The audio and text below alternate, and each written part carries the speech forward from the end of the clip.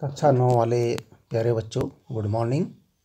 कक्षा 9 गणित में हम पार्ट 9 पढ़ रहे हैं, जिसका नाम है समांतर चतुर्भुजों और त्रिभुजों का क्षेत्रफल, जिसकी प्रश्नावली 9.3 का हमें 5वां प्रश्न आज करना है। 5वां प्रश्न है PQRS और ABRS समांतर चतुर्भुज हैं तथा X भुजा BR पर स्थित कोई बिंदु है।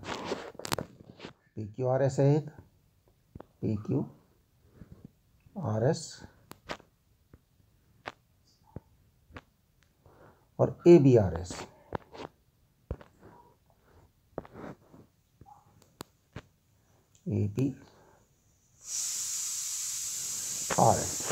दो समांतर चतुर्भुज हैं और इस पर X एक कोई बिंदु है।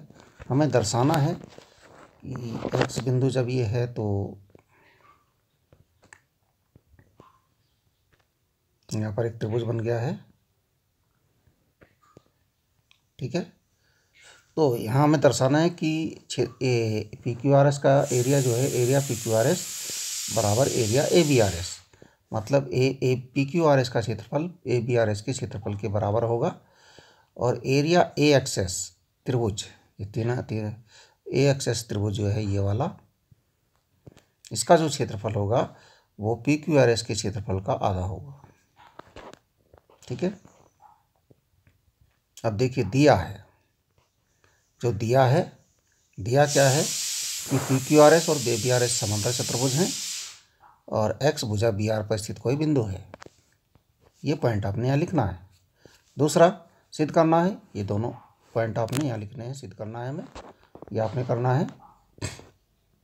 अब देखिए उपपत्ति कि समांतर चतुर्भुज PQRS और समांतर चतुर्भुज ABRS एक ही आधार SR, एक ही आधार है इनका SR,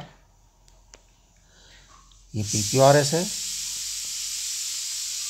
ये ABRS है, एक ही आधार पर स्थित हैं और एक ही समांतर रेखाओं के बीच SR समांतर PB के बीच स्थित हैं। अतः एरिया PQRS और एरिया ABRS दोनों बराबर होंगे, क्योंकि प्रमेय है ये कि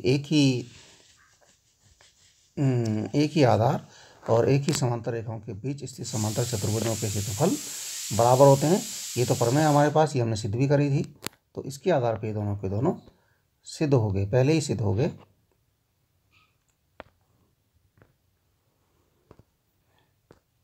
अब यहाँ देखिए, अब त्रिभुज AXS का है हमारा, यह है त्रिभुज AXS।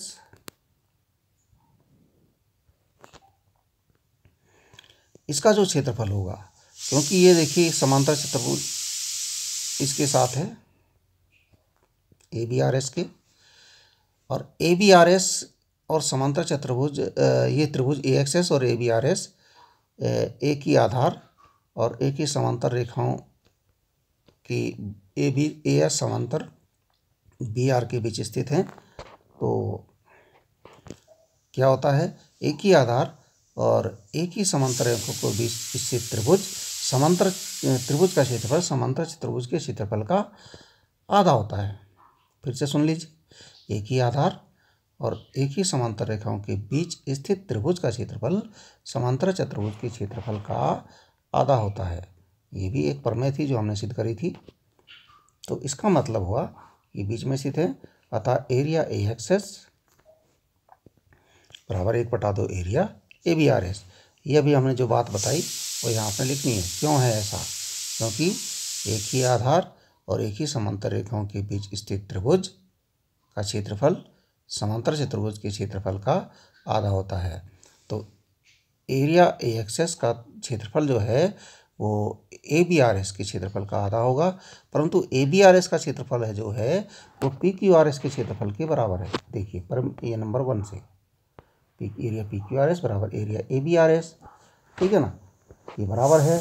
तो इसका मतलब हुआ 1 और 2 से हम चेक करते हैं कि एरिया जो AXS है वो एरिया PQRS के बराबर है। ये आपका प्रूफ हो गया। दूसरा पॉइंट अब है प्रश्न नंबर 6।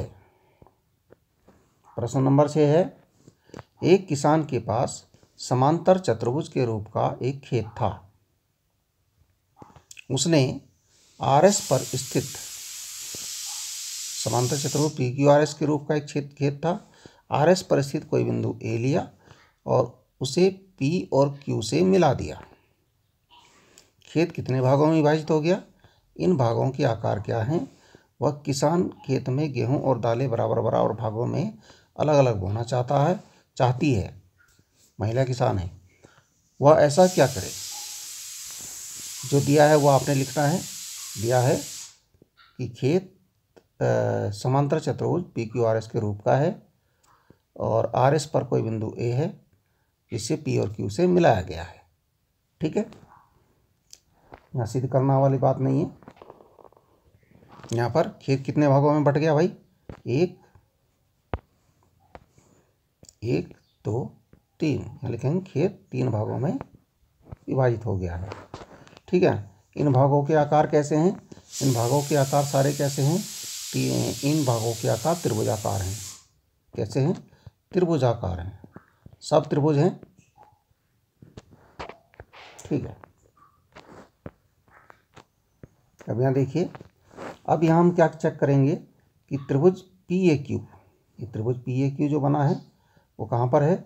समांतर चतुर्भुज PQRS और एक ही आधार PQ समांतर SR के मध्य स्थित है। कि त्रिभुज PAQ और समांतर चतुर्भुज PQRS, ये PAQ है,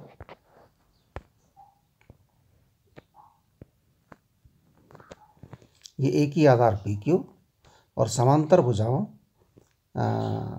PQ और SR के बीच स्थित हैं। अतः हमें पहले भी ये प्रमेय आपने ध्यान दी है कि एक ही आधार और एक ही समांतर रेखाओं के बीच स्थित त्रिभुज का क्षेत्रफल समांतर चतुर्भुज के क्षेत्रफल का आधा होता है। ये हमने यहाँ लिखना है ये बात, क्योंकि में एरिया PAQ बराबर 1/2 एरिया PQRS ये होगा। अब क्योंकि जब ये PAQ आधा हो गया, ये आधा हो गया, ये इसका आधा हो गया, तो आधा इन दोनों को मिला के होगा, इन दोनों को मिला के भी आधा हो जाएगा। कहने का अर्थ है इस PAQ का जो क्षेत्रफल होगा, PAQ का जो क्षेत्रफल होगा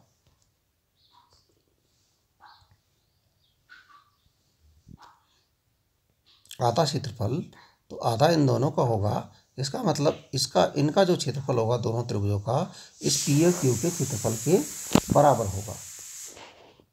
ठीक है, तो इसका मतलब हुआ कि एरिया PAS और एरिया QR ये भी 1/2 PQRS के बराबर होगा।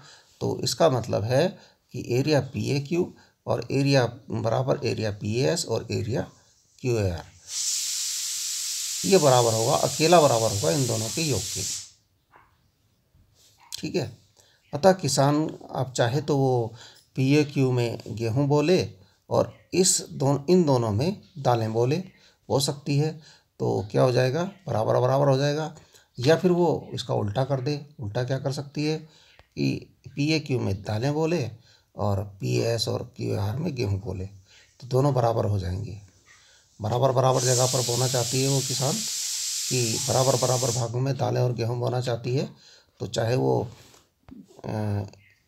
क्या करे,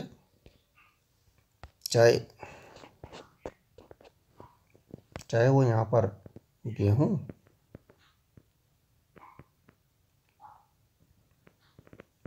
और यहाँ पर दालें और यहाँ पर भी दालें, तो गेहूं और दालें बराबर हो जाएंगी। और या वो उल्टा कर ले कि यहाँ पर दालें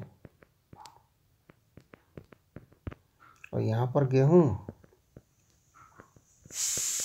और यहाँ पर भी गेहूं, ऐसे बोल सकती है, तो बराबर बराबर हो जाएगा गेहूं और दालें। ठीक है, इस प्रकार से आप इस प्रश्न को करेंगे। धन्यवाद।